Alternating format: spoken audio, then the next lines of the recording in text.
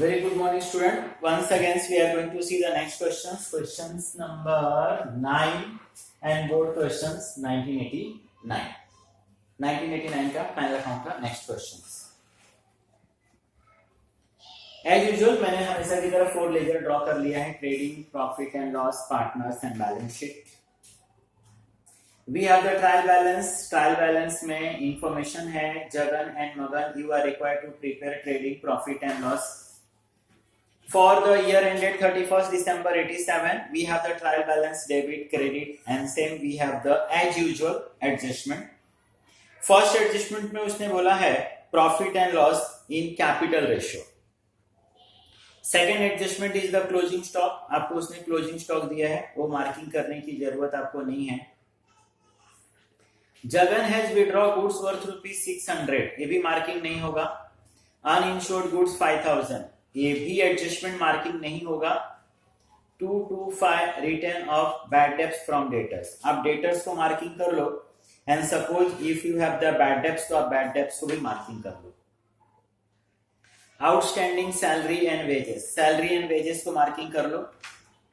ऊपर से देखोगे तो सेकंड आइटम्स है.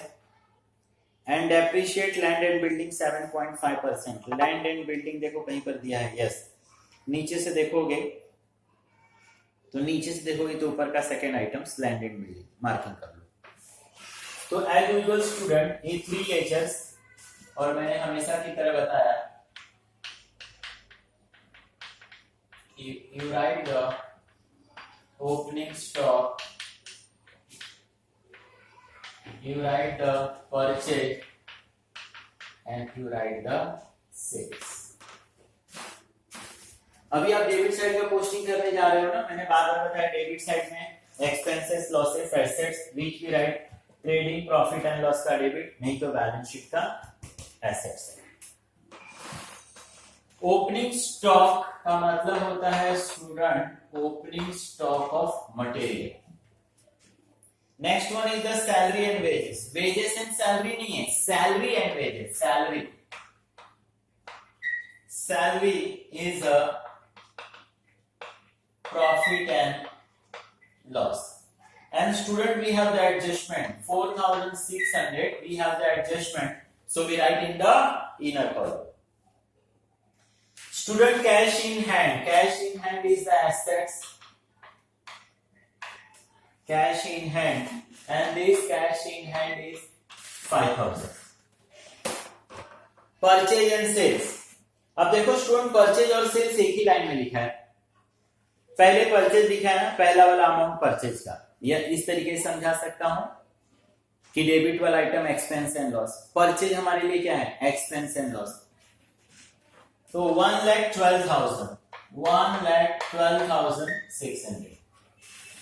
सेल्स क्रेडिट साइड में है ना, दैट इज द लेटर. जब क्रेडिट का पोस्टिंग करेंगे ना स्टूडेंट, तब हम क्रेडिट के बारे में देखेंगे.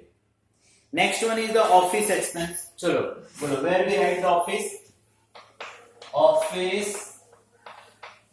Profit and loss. Indirect expense है 4,300. Next one is the productive expense. लिखा है स्टूडेंट, सिर्फ एक्सपेंस नहीं लिखा है. अगर एक्सपेंस लिखा हो तो तुम्हें प्रॉफिट एंड लॉस में लिख देता. ये बोल रहा है productive expense, a expense which is related with production, जिसका रिलेशन किसके साथ है? प्रोडक्शन के साथ में है. तो प्रोडक्शन के साथ में है. डायरेक्ट एक्सपेंस है प्रोडक्टिव एक्सपेंस. ये एक्सपेंस बंद कर देंगे कि हमारा मैन्युफैक्चरिंग भी बंद हो जाएगा. डायरेक्ट एक्सपेंस, डायरेक्ट भी राइट ट्रेडिंग. इसका लिंक करो ना, productive expense, expense which is related with production. Production कहां पे होता है? फैक्ट्री. फैक्ट्री मतलब आपके लिए ट्रेड. बिल रिसीवेबल, मैं बार बार रिपीट करता हूं, बिल का पैसा लेना है. हमको कहीं से भी पैसा लेना है. एसेट्स है हमारे लिए 4000. Legal expenses,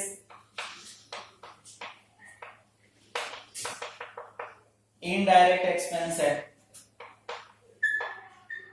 1,500. Bad debts, expense and loss we writing inner. Work manager salary. Manager salary नहीं लिखा है, work manager. Once again sir, salary which is directly related with working. Work से direct relation. अब इसके अंदर ना स्टूडेंट, जिसको हम लोग फोरमैन बोलते हैं, सुपरवाइजर बोलते हैं, उस तरीके के लोग आते हैं who are working in the factory. जो लोग कहां पे काम करते हैं? फैक्ट्री के अंदर काम करते हैं. और फैक्ट्री का मतलब हो गया trading. Work manager salary, and this work manager salary is 3,000. Next one is the commission. Commission we have in the debit side also, credit side. तो डेबिट साइड का मतलब, डेबिट साइड में क्या आता है? Expenses and losses. तो debit side का जो कमीशन है, it means we paid the commission. Business ने वो कमीशन पेड किया है, वो एक्सपेंसेस होगा. मैंने आपको बताया ना थ्योरी लेक्चर में भी, trading in profit and loss is a nominal account. Debit side में expenses and losses, credit side में इनकम और गेन. तो ट्रायल बैलेंस के डेबिट में कमीशन दिया है, इसका मतलब कि वो एक्सपेंस है, वो कमीशन हम लोगों ने पेड किया है 1,500. Then investment. Investment is the assets, and this investment is 10,000. Debtors and creditors like purchase and sales की तरह. पहले आपका डेटर्स है 20,000, एडजस्टमेंट है इनर में, क्रेडिटर्स में write the letter. Bank overdraft बाद में लिखेंगे हम लोग, क्रेडिट साइड दिया. Then patent. Patent is also assets. ये सारी चीजें भी मैं रिपीट कर चुका हूं कि why this is assets. Loose tool. Loose tool is also assets. Loose tools का मतलब मैंने आपको बताया इक्विपमेंट्स, हथौड़ी, पाना, पकड़, screw, all these are the assets. अच्छे से रखोगे डेफिनेटली मोर देन 1 ईयर चलेगा. सेल करोगे आपको कुछ ना कुछ रिटर्न्स मिलेगा. Next one is the furniture. Once again furniture is assets 6,000. Next one is the goodwill. Goodwill is also assets 6,500. Interest on investment credit side में है, जाने दो. Then land and building.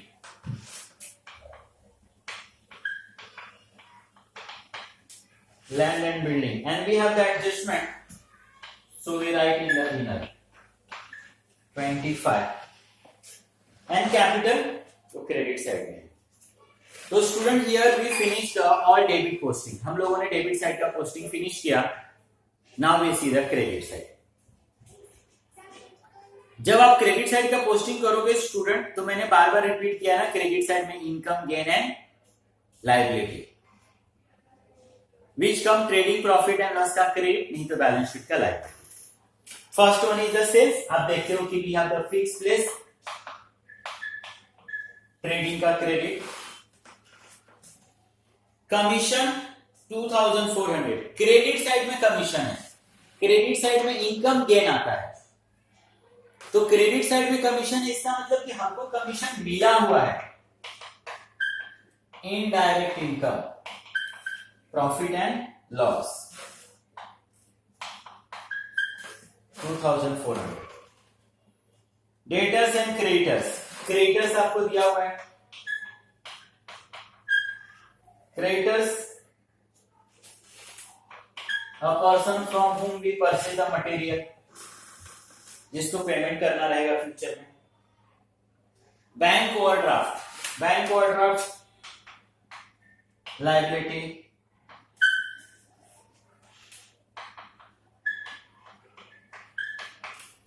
Bank overdraft का मतलब होता है कि we withdraw the excess money from account. ये फैसिलिटी सिर्फ करंट अकाउंट होल्डर को, बिजनेसमैन को मिलता है.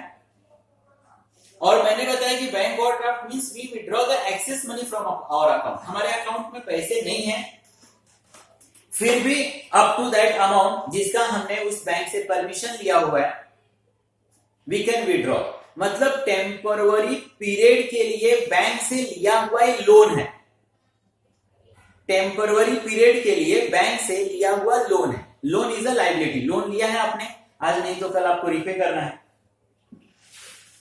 Then interest on investment credit side में है, हमने जो कुछ इन्वेस्ट किया था शायद उसके ऊपर we are receiving the interest, interest on investment, ये हमारे लिए इनकम है 3600 and now we have the capital Jagan और मगन, पार्टनर्स का कैपिटल, ये पार्टनर का अकाउंट क्रेडिट साइड दिया है, by balance brought down 30%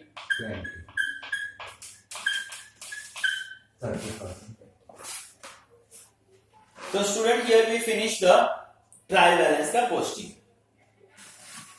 now we see the adjustment, adjustment में फर्स्ट एडजस्टमेंट दिया है partner share profit and loss capital ratio, capital के हिसाब से प्रॉफिट शेयरिंग रेशियो, ये 30 है 20 है, 0 में कैंसिल कर दो तो मेरे पास बचेगा 3 and 2, तो जगन और मगन का प्रॉफिट शेयरिंग रेशियो होगा in this question 3:2। Closing stock 20,000 दिया है, कॉस्ट और मार्केट दिया है 22,500। मैंने बताया ना कि जब दो अमाउंट दिया रहेगा आपको लेना है whichever is लेस, और क्लोजिंग स्टॉक मैंने बार बार समझा दिया कि why we write credit side closing stock, अभी तक तो आपको बाहर हो गया होगा ट्रेडिंग का क्रेडिट और बैलेंस शीट का एसेट्स।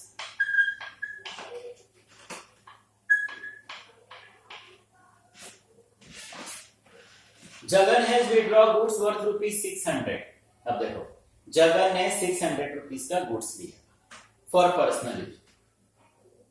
अब देखो किस तरीके से आप सोचोगे, जगन ने गुड्स लिया, गुड्स कहां मिलता है स्टूडेंट, फैक्ट्री, फैक्ट्री का मतलब ट्रेड, तो आप पहले यहां पर आ जाओ, जगन ने गुड्स लिया, इसका मतलब कि बिजनेस में गुड्स आ नहीं रहा है, बिजनेस में से गुड्स जा रहा है, goods is a real, goods goes out by goods taken by Jagan, कितने का लिया 6। सेकेंड इफेक्ट सोचो, गुड्स किसने लिया, जगन ने, जगन क्या है नाम, personal, Jagan is the receiver, personal receiver कहां आता है डेबिट, तो पार्टनर्स ये जगन डेबिट में जाओ और ये ड्रॉन, ये आपका 600।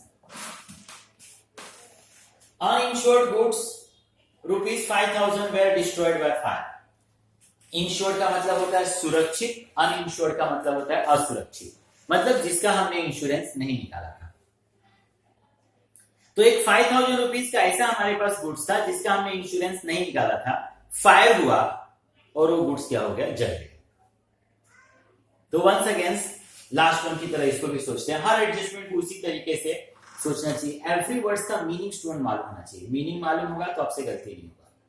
अब ये बोल रहा है कि uninsured goods destroyed by fire, goods जल गया, तो गुड्स कहां बनता है, फैक्ट्री, फैक्ट्री मतलब ट्रेड, गुड्स जल गया, इंश्योर्ड उतने का गुड्स मेरे पास से चला गया, goods destroyed by fire, goods destroyed by fire,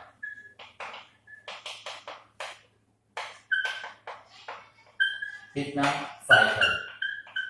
यही अगर ये इंश्योर्ड गुड्स होता, इंश्योरेंस कंपनी से कुछ पेमेंट लिया होता, तो इसका 3 इफेक्ट्स होता, एक इफेक्ट एसेट्स में भी जाता क्योंकि हमको इंश्योरेंस कंपनी से पैसे नहीं था, लेकिन ये अनइंश्योर्ड गुड्स था, इसका इंश्योरेंस नहीं था, गुड्स जल गया, गुड्स मैंने बताया real goes out credit, uninsured था, इसका कोई पैसा मिलने वाला नहीं है, means entire 5,000 rupees loss for us, entire 5,000 loss for us to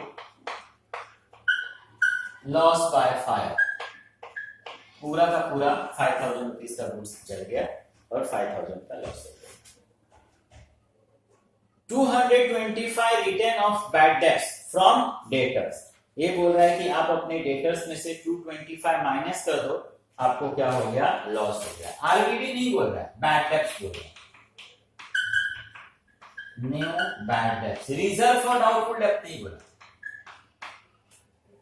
मतलब ये कम टू नो कि किसी से हम लोगों को 225 लेना था, वो भी हमको रिकवरी होने वाला नहीं.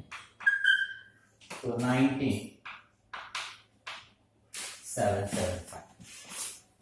डियर स्टूडेंट, 225 रुपीज का तो हमको क्या हो गया? लॉस. पहले से अगर बैड डेट्स देखोगे तो पहले से 500 रुपीज का लॉस हुआ था ऑलरेडी आपको.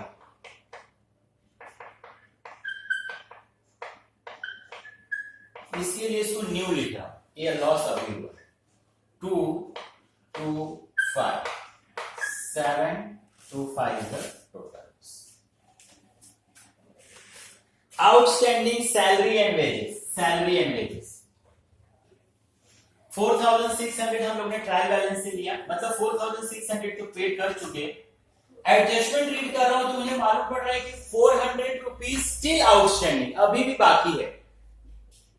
हम लोगों को यहां पर पूरा ईयर का रिकॉर्ड शो करना रहता है. 1987 का एग्जैक्ट इनकम, 1987 का एग्जैक्ट लॉस, 1987 का एग्जैक्ट एक्सपेंसेस एसेट्रा. तो 4,600 is not exact expenses. 4,600 they are true, but 400 still we are liable to pay. ये पूछ रहा है कि तू 1 years का बताओ. 1 years